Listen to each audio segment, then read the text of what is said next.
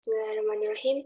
Assalamualaikum warahmatullahi wabarakatuh. Izin memperkenalkan diri, nama saya Nia Marayuni dengan NPM 21130220026 dari Prodi Pendidikan Fisika, kelas 21B, Fakultas Keguruan dan Ilmu Pendidikan Universitas Lampung. Oke, pada kali ini saya akan mempresentasikan tentang materi sistem reproduksi pada manusia.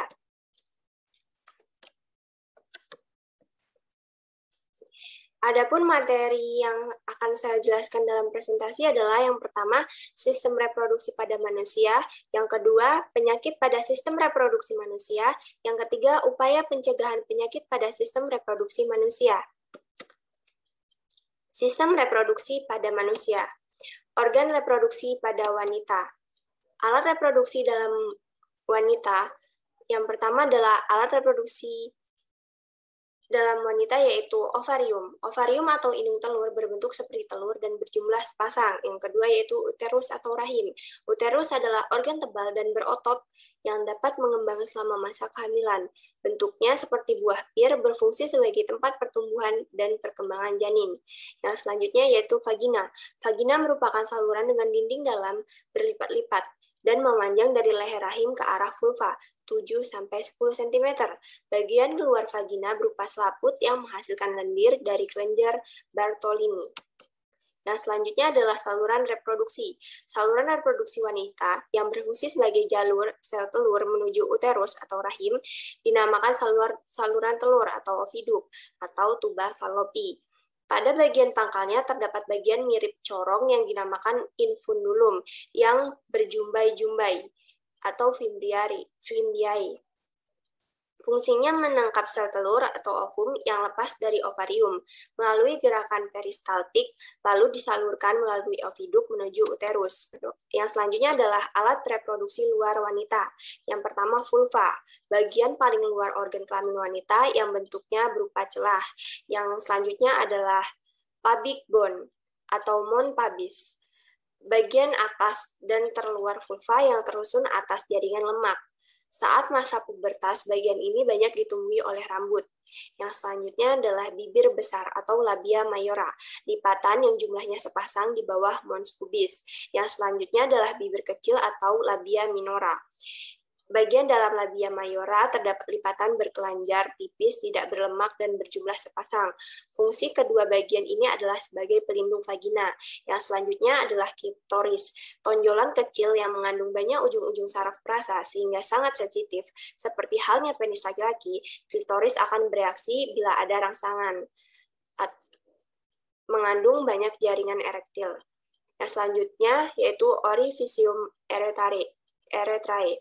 Yang selanjutnya yaitu orificium eretrae, yaitu muara saluran kencing. Yang selanjutnya adalah selaput darah atau hymen, bagian yang mengelilingi tipe ujung vagina yang berselaput mukosa dan mengandung banyak pembuluh darah.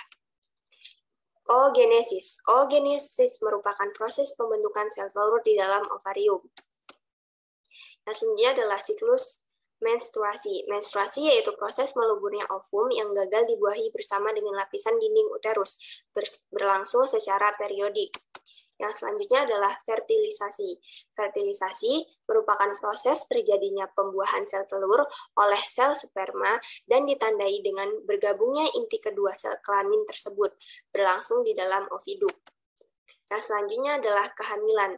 Kehamilan terjadi apabila implantasi blastosit dapat dilakukan dengan sukses pada masa berlangsung kira-kira 266 hari atau 38 bulan. Selanjutnya adalah bagian-bagian dalam rahim.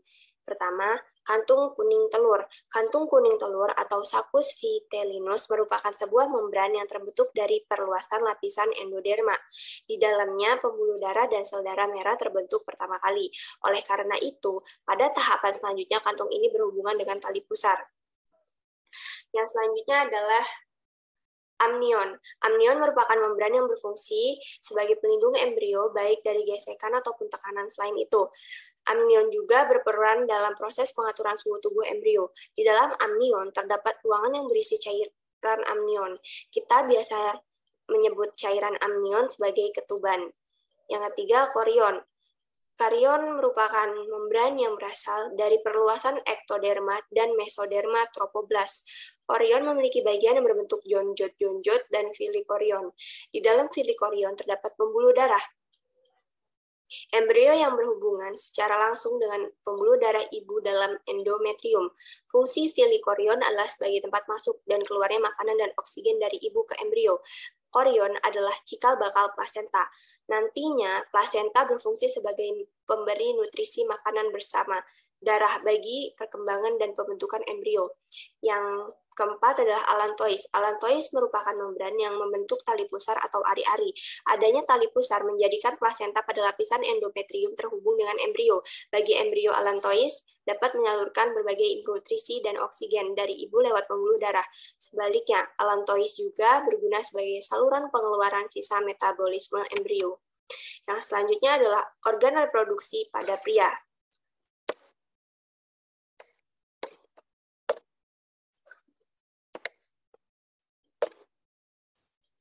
Alat reproduksi bagian dalam. Yang pertama, testis. Berfungsi penghasil sperma dan hormon kelamin yang pembentukannya terjadi di dalam tubulus seminiferus. Di antara tubulus seminiferus terdapat sel-sel Leydig, penghasil hormon testosteron dan hormon androgen. Yang selanjutnya adalah saluran reproduksi.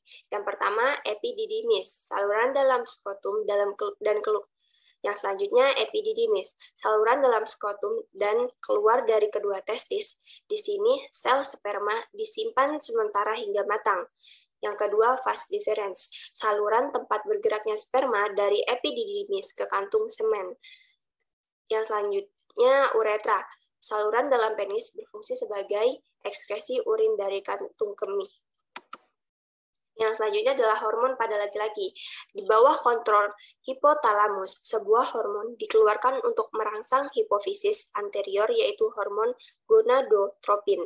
Hormon ini merangsang hipofisis anterior untuk menghasilkan hormon LH dan hormon FSH.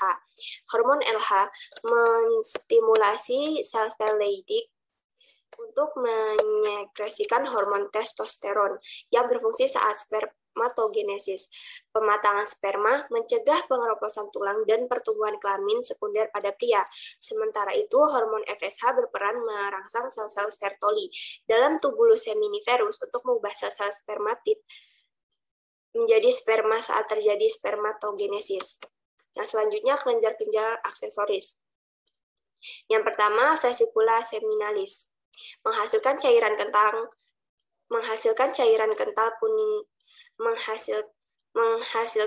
kental kekuning-kuningan, bersifat basah, mengandung mukus, enzim koagulasi, asam askorbat, prostaglandin, dan gula fruktosa. Yang kedua, kelenjar prostat, penghasil getah kelamin bersifat encer, mengandung enzim antikoagulan, penyuplai nutrisi, dan berasa agak asam. Kelenjar bulbouretralis atau kelenjar Cooper, kecil jumlahnya sepasang. Hasil sekresinya cairan bening, menetralkan urin asam pada uretra, membawa sejumlah sperma bebas sebelum dikeluarkan dari dalam tubuh. Yang selanjutnya, alat reproduksi bagian luar. Pertama, penis merupakan alat senggama atau sarana mengalihkan cairan sperma ke alat reproduksi wanita. Secara struktural, penis tersusun atas 3 rongga berisi jaringan erektil berspons. 2 rongga terletak di tengah dinamakan corpus cavernosa, corpus spongiosum berada di bawah corpus cavernosa, dan terdapat saluran reproduksi yakni uretra. Di bagian ujung penis terdapat kepala penis yang tertutup oleh lipatan kulit. Di dalam rongga penis terdapat jaringan erektil berisi banyak pembuluh darah dan saraf. Saat terjadi rangsangan seksual, rongga akan penuh terisi darah. Akibatnya penis mengembang dan menegang. Apabila rangsangan ini terus-menerus terjadi, sperma akan keluar melalui uretra. Jumlah sperma yang dikeluarkan sekitar 2 hingga 5 ml semen. 1 ml sama dengan 50-130 juta sperma. Yang kedua yaitu skrotum. Oleh karena temperatur tubuh yang terlalu tinggi tidak sesuai dengan perkembangan sperma, skrotum yang berisi testis berada di luar tubuh. Testis 2 buah letaknya di kanan dan di kiri, dipisahkan oleh otot polos penyusun sekat skrotum, sehingga bisa mengendur dan mengerut. Terdapat pula otot yang bertindak sebagai pengatur kondisi suhu testis agar stabil. Yang selanjutnya adalah spermatogenesis. Proses pembentukan sperma ini dinamakan spermatogenesis. Berada pada tubulus seminiferus di dalam testis. Di dalamnya terdapat dinding yang terlapisi oleh sel germinal disebut spermatogonium. Proses spermatogenesis. Pada fase awal spermatogenesis, spermatogonium bersifat haploid, dalam kurung 2N atau mengandung 23 pasang kromosom. Yang kedua, spermatogonium akan berubah menjadi spermatosit primer secara mitosis. Berikutnya, spermatosit primer membelah menjadi spermatosit sekunder. Melalui fase meiosis 2, spermatosit sekunder pembelahan diri menjadi 4 spermatid yang sama bentuknya dan ukurannya. Selanjutnya, spermatid berkembang menjadi sperma matang yang bersifat haploid. Setelah matang, sperma menuju saluran epididymis. Proses ini terjadi kurang lebih 17 hari. Energi yang digunakan proses spermatogenesis berasal dari sel-sel Sertoli. Yang selanjutnya adalah penyakit pada sistem reproduksi manusia. Yang pertama adalah penyakit S, yang kedua ada sifilis, yang ketiga ada penyakit kencing nanah, yang keempat ada kanker serviks. Selanjutnya ada penyempitan saluran tuba falopi, yaitu penyempitan oviduk ini disebabkan faktor bawaan atau karena infeksi kuman tertentu. Yang selanjutnya ada mandul atau infertilitas. Mandul atau tidak subur berarti seorang laki-laki tidak dapat memproduksi sel-sel sperma atau wanita tidak dapat memproduksi ovum. Yang selanjutnya ada impotensi, yaitu suatu keadaan penis pada laki-laki tidak dapat melakukan ereksi, sehingga sulit untuk melakukan kopulasi. Yang selanjutnya adalah kanker payudara. Banyak wanita yang terserang penyakit ini. Penyebab penyakit ini belum diketahui secara pasti. Yang selanjutnya endometriosis. Kelainan endometriosis yaitu terdapatnya jaringan endometrium di luar rahim.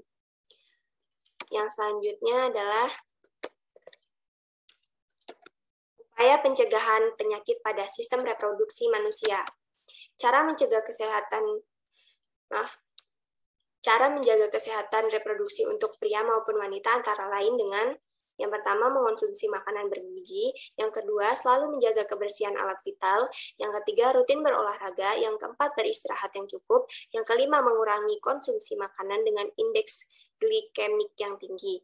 Yang ketujuh, menggunakan alat pelindung saat sedang berolahraga. Dan yang terakhir, menghindari kebiasaan buruk. Mungkin itu saja yang dapat saya jelaskan. Jika ada kesalahan, saya mohon maaf. Wabillahi taufiq wal hidayah. Wassalamualaikum warahmatullahi wabarakatuh.